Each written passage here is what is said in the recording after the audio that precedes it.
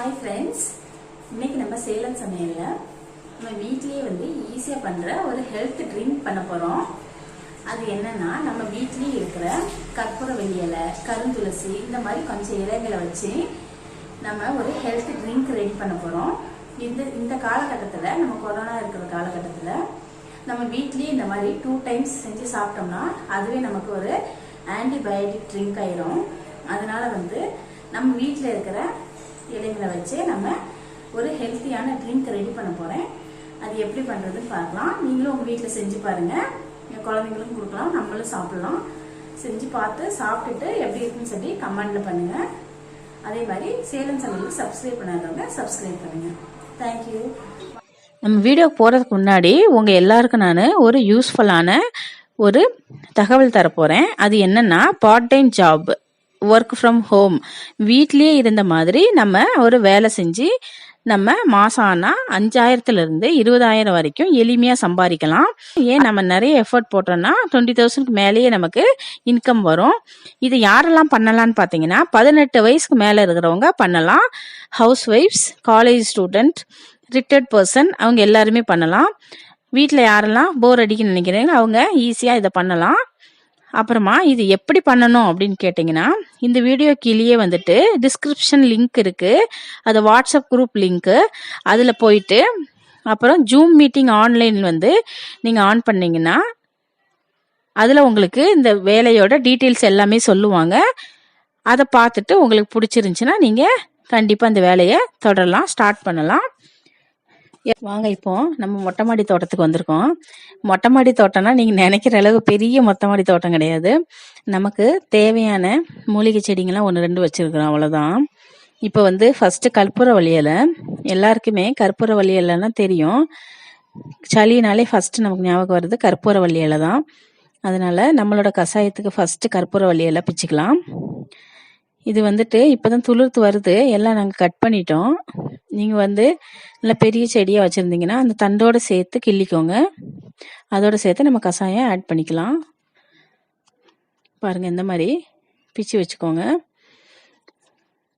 எவ்வளோ வேணுமோ அவ்வளோ எடுத்துக்கோங்க. நான் ஒரு 7-8 பேருக்கு தகுந்த மாதிரி கஷாயம் வைக்க போகிறேன். அதனால நான் எடுத்துருக்கிறேன். நீங்கள் அதுக்கு தகுந்த மாதிரி எடுத்துக்கோங்க. இது எங்களோட பிரண்டை செடி. எல்லாம் கட் பண்ணி சட்னி அரைச்சாச்சு. இப்போ தான் துளிர்க்குது. இப்போ நம்ம கருந்துளசிக்கு வந்திருக்கோம். கருந்துளசி எடுத்துக்கலாம். கருந்துளசி நல்லாவே பெருசாக வந்துருச்சு. அதுங்க விதையெல்லாம் கீழே விழுந்து அதில் தான் செடிங்க இப்போ நிறைய முளைச்சிட்டு இருக்குது. ஒரு செடி வச்சா போதும் நம்ம கருந்துளசி.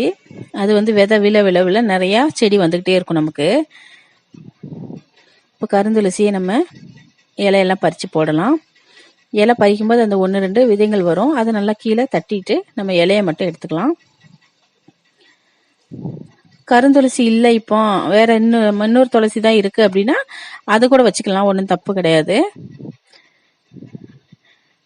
கருந்துளசி இலைங்களும் கொஞ்சமா நம்ம பறிச்சுக்கலாம். எவ்வளவு அளவு வேணுமோ அதுக்கேற்ற மாதிரி நீங்க பறிச்சுக்கோங்க.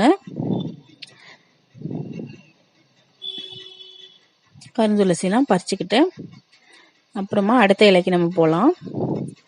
போதுமான அளவு நம்ம பறிச்சுக்கலாம். பாருங்க, இந்த அளவுக்கு கருந்துளசி பறிச்சாச்சு. இது கருவேப்பிலை செடி இப்பதான் தொழுத்து வருது. இது பாருங்க, பிரண்டை செடி எல்லாம் கட் பண்ணியாச்சு. இப்ப நல்லா துளுத்து வருது. இந்த பிரண்டை சட்னி எப்படி பண்றதுன்னு ஆல்ரெடி நான் வீடியோல போட்டிருக்கிறேன். அது லிங்க் கீழே கொடுக்குறேன். அந்த பிரண்டை சட்னி எப்படி செய்யறதுன்னு செஞ்சு பாருங்க நீங்க வீட்டுல.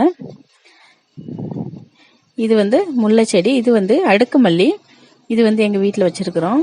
இப்பதான் முல்லை போட்டுட்டு இருக்குது. பாருங்க, பூ நல்லா பூத்து நிக்குது. இப்பதான் இதுல நிறைய பூ பறிச்சாச்சு ஆல்ரெடி. இப்ப மறுபடியும் வந்துகிட்டு இருக்கு கொஞ்சம் கொஞ்சமா.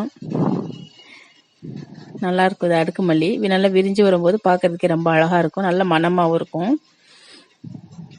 அப்புறமா பக்கத்துல இருக்குதுதான், இதுதான் தூதுவளை. தூதுவளை எல்லாருக்கும் தெரியும். இந்த மாதிரி பழுத்த இலையை தூர போட்டுடணும், அது யூஸ் பண்ணக்கூடாது.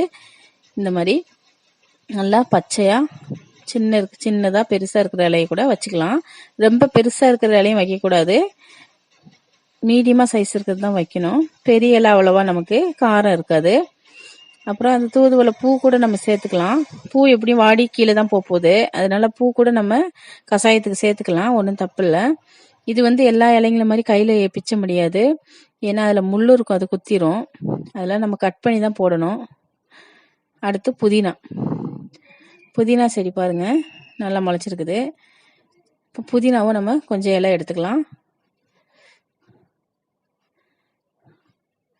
புதினா நல்லா உருவிட்டு புதினாவும் நம்ம கஷாயத்துக்கு இப்போ சேர்க்க போகிறோம்.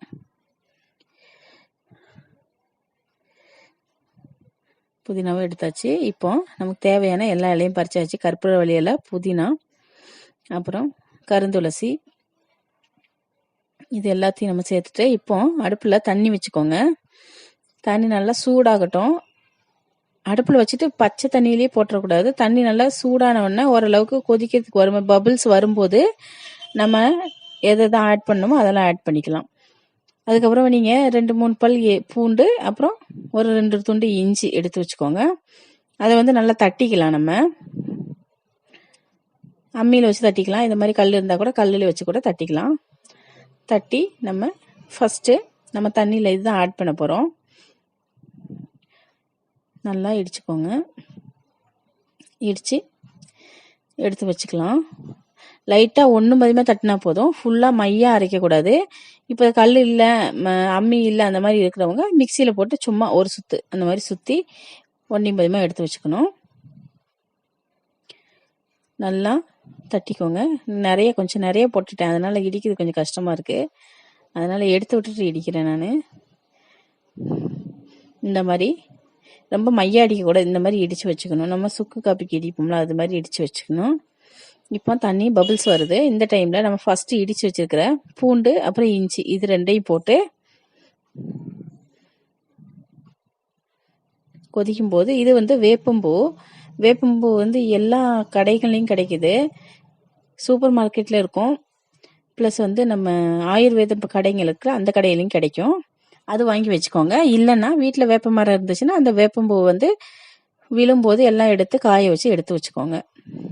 அதையும் போட்டு அதை மூடி வச்சிடலாம். அது நல்லா கொதிக்கட்டும். அப்புறமா வந்து நம்ம எடுத்துகிட்டு வந்து இலைங்களெல்லாம் ரொம்ப நைஸாக அரைக்கக்கூடாது, சும்மா கொத்தலாக அரைச்சிக்கணும். இந்த மாதிரி கொத்தலாக அரைச்சிக்கணும். நிறையா வச்சு அரைக்கக்கூடாது. இந்த மாதிரி கொத்தலாக அரைச்சி அம்மியில் எடுத்து வச்சுக்கணும். அம்மியில் அரைக்க இல்லாதவங்க மிக்சியில் போட்டு ஒரு சுற்று மட்டும் சுற்றி எடுத்துக்கோங்க.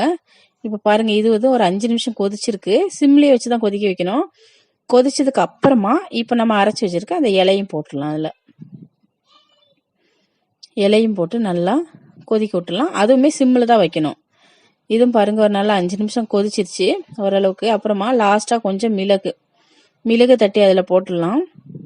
அப்புறமா ஒரு 1/4 டீஸ்பூன் மஞ்சள் பொடி அதுவும் போட்டு நல்லா கொதிக்க வச்சிடலாம். இது ஒரு 2 நிமிஷம் 3 நிமிஷம் கொதிச்சா போதும். மிளகு போட்டதுக்கப்புறம் ரொம்ப கொதிக்க தேவையில்லை. இப்போ ஓரளவுக்கு நல்லா அதோடைய சாரெல்லாம் எல்லாம் இறங்கியிருக்கும்.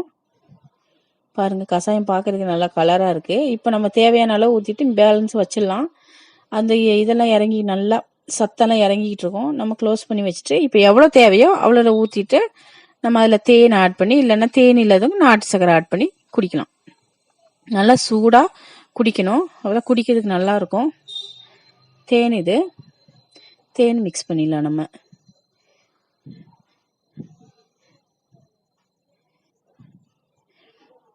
நல்லா மிக்ஸ் பண்ணிவிட்டு அவ்வளோதான், நம்மளோட ட்ரிங்க் ரெடி ஆயிடுச்சு. பாருங்கள், நம்மளோட சுவையான ஹெல்த்தி ட்ரிங்க் வீட்லேயே சூப்பராக ரெடி பண்ணியாச்சு. இந்த ட்ரிங்க் உங்கள் வீட்டில் நீங்கள் ரெடி பண்ணி குடிச்சு பாருங்கள்.